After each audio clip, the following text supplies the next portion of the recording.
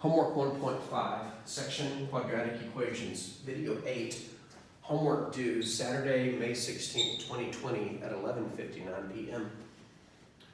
At the beginning of the previous video, I mentioned that you could skip that video, come right to this one, and you're going to be okay. So if you did that, let me tell you what happened. We derived the quadratic formula. We started with ax squared plus bx plus c equals 0, the stipulation that the first number is not 0, which by the way is important because we have to divide by it in the process. We completed the square, and when it all was said and done, we wound up here. I invite you to go back and watch it if you haven't yet, because it's actually not that hard to follow if you understand the completing the square process and you don't get intimidated by letters and math problems. Trust me. So we're going to use this to solve a couple of equations that we've already solved before. You may recall that we solved x squared plus 5x minus 8 back in video 6 of this series. And we solved 2 times the quantity x squared plus 6 equals 11x. I believe that was in video 4 of this series. No, it would have been in video 2. So we've already solved these before, and we're going to get the same answers that we got before. But that's one of the reasons I wanted to solve them again, to show you that we'll get the same answers that we got before, using the quadratic formula. Now before we jump into it, a couple of comments about the quadratic formula. Number 1, it always works. Doesn't matter if it factors or not, doesn't matter if you can use square roots or not, doesn't matter if you know how to complete the square. Always works every single time. It's the only technique, it's not entirely true, it's one of the techniques that is universal. Completing the square is the other. So why didn't we just start with this? Because like most universal techniques, or anything that works universally, it's usually a pain. It takes longer, there's a lot more to go through, etc., etc. It doesn't matter if it's an equation for solving formulas, healthcare, or anything else. Anything else that is universal by its own nature will take more time and be more complicated. That's not a political statement, that's just a fact about things being universal. All right, so let's solve both of these using the quadratic formula. Now the nice thing about the quadratic formula is that there are very few decisions you have to make. In fact, there are no decisions you have to make. You just have to follow procedure. So let me give you a procedure to follow. When you're solving a quadratic equation using the quadratic formula, the first thing you have to do at some level is identify A, B, and C. If that means thinking, saying, or writing, identify them. For the purposes of this video, I'm going to write down A equals, B equals, and C equals. Now right out the gate, there's a mistake that people tend to make. The A is the number in front of the x squared, but it does not include the x squared. The coefficient of x squared is 1. The mistake people will make is they will write that. No. The whole idea is to not focus on the x's, but the numbers in front of them. Don't ever put x's into the quadratic formula. You're solving for x. So if you think or write or say A equals x squared instead of A equals 1, you're doomed. Same thing for the b. The b is the number in front of the x. Do not write 5x. I want the number in front of the x, which is just the 5. And the c is the constant term. So c is negative 8. Again, A, B, and C are numbers and don't include the x. Next move, stick everything into the quadratic formula. Oh, another comment I meant to make at some point prior to this, but if you've read the introduction module in Canvas, when it comes to tests, you notice that I did say that you can use your own notes and your own book. So as you're doing your homework, anything you want to use on the test, you should write down. Because I will show you things differently than the book will. So if you like the way that I explain something, write it down. Have a spiral notebook, because when you take your test, you can use it. All right, so how are we going to do the quadratic formula? The key to the quadratic formula is to not focus so much on the A's, the B's, and the C's, but the overall structure of the formula. Now what I mean by the structure of the formula is basically everything that's not a letter. So I'm going to write down the quadratic formula, but not a single letter. Instead, I'm going to replace each letter with an empty set of parentheses. So instead of negative b on the top, I'm going to put negative parentheses. plus or minus. Downstairs, instead of 2a, I'm going to put 2 empty set of parentheses. And then under the square root, which by the way covers the rest of the numerator, and make sure that the fraction bar is long enough. Instead of b squared, I'll write parentheses squared. And then instead of minus 4ac, I'll write minus 4, parentheses, another parentheses. And notice I keep stretching out the fraction bar and the square root.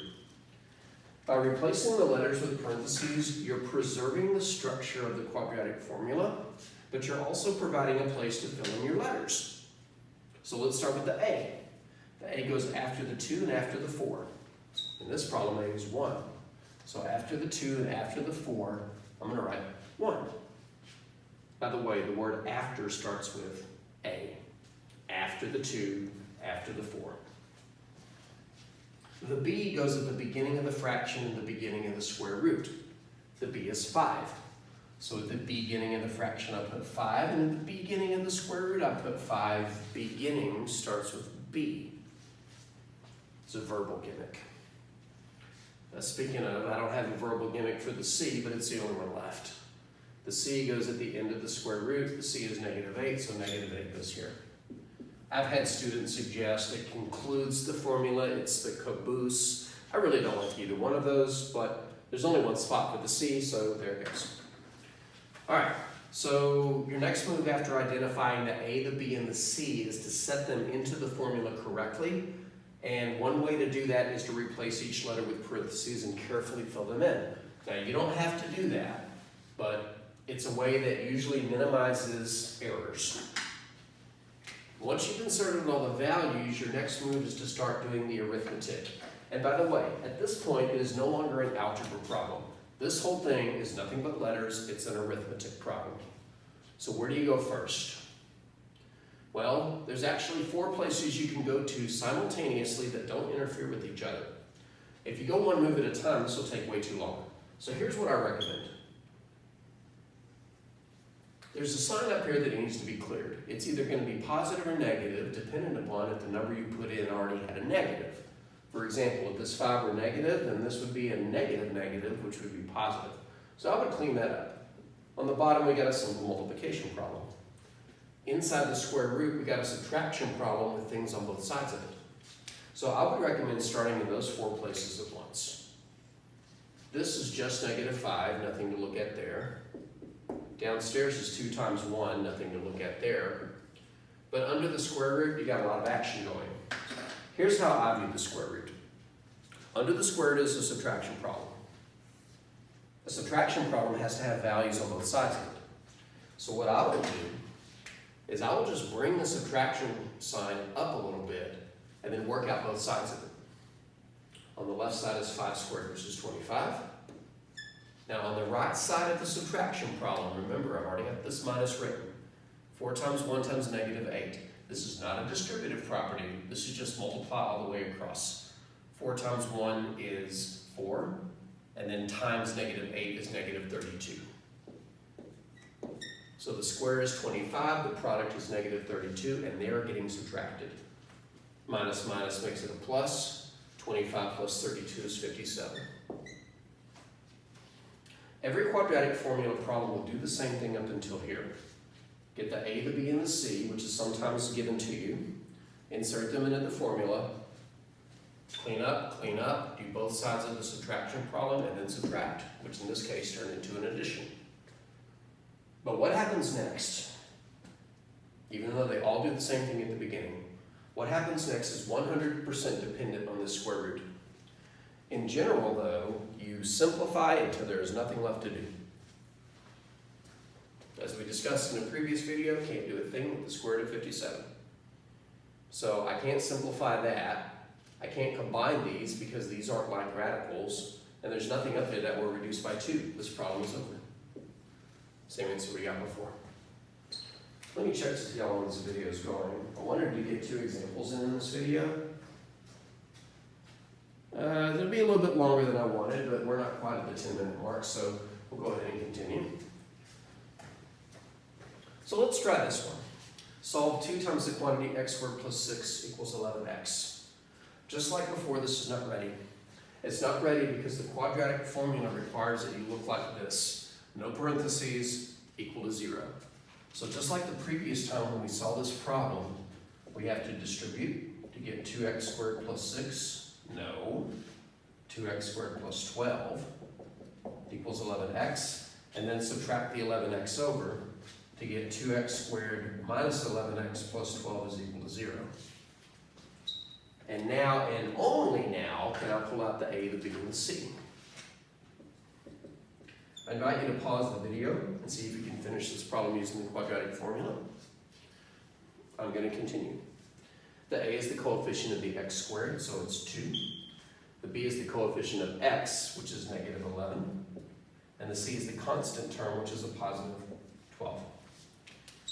So the quadratic formula is going to get these three numbers inside of it, and we'll see what happens. I think I can fit it in over here. Alright, so I'm going to do the same thing I did before. I won't do this every time, but it is a good technique for setting up the quadratic formula to replace every letter with an empty set of parentheses and then fill them in. That way you can focus on the structure first and then the values second, instead of going back and forth between value, structure. Alright, the A is 2, it goes after the 2 and after the 4. The B is negative 11, it goes at the beginning of the fraction and the beginning of the square root. And the C is the last parentheses. So let's see how quickly we can process this. Again, every quadratic formula problem will act the same at the beginning. Stick in numbers. There's a lot of places you can go to and work out independently. Up top, this double negative becomes a positive, so it does become an 11. We'll get to the square root in a minute. Downstairs, 2 times 2 is 4. But under the square root, it's funny because you work out what's under the square root, or at least I work out what's under the square root over the square root. I will always bring up the minus so I don't forget it. The left side is negative 11 squared, which is 121. Word of warning, if you're using a graphing calculator or any calculator where you type the problem to square a negative number and you don't put it in parentheses, it will come out wrong every time because you're only squaring the 11 and not the negative. On the right side of the subtraction sign is 4 times 2 times 12. 4 times 2 is 8. 8 times 12 is 96. And 121 minus 96 is 25, which is the number under the square root. Again, every quadratic formula problem will do the exact same thing up to here.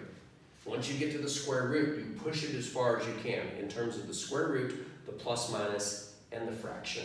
And in this case, we can do all of it. Because what's the square root of 25? 5. Watch this. Some of you are going to write that and you're going to get it wrong every single time. Some people don't ever let go of the square root. If you do the square root, it's not a square root anymore. So it's just 11 plus or minus 5. And because I can do the square root, the 11 and the 5 are now like terms, meaning I can combine them, which means I need to think about this as 11 plus 5 over 4 and 11 minus 5 over 4. 11 plus 5, of course, is 16 over 4. 11 minus 5 is 6 over 4. And as fractions, they're both reducible. In fact, the first one flat out divides. 16 divided by 4 is 4, whereas the second one reduces to 3/2. And if you go back to the second video and look at the end, those are the solutions that we had. So the quadratic formula will handle any quadratic equation once you have it in the correct form. And when you insert your values, it'll work the same all the way up until the time where you do the square root. What I'm putting a box around is not the answer, but it's the same juncture that I got to up here, just with different numbers. Then you attack the square root, and you push until there's nothing left to clean up. So square roots get simplified, and you'll be flat out done. Well, let's just put it this way. If you do the square root and it's not imaginary, you're going to be expected to split the plus minus, combine, and reduce the fractions. Otherwise, if you get some type of square root, you can't do the plus minus. You may be able to simplify the square root, you may be able to simplify the fraction, but you won't be able to push it all the way through.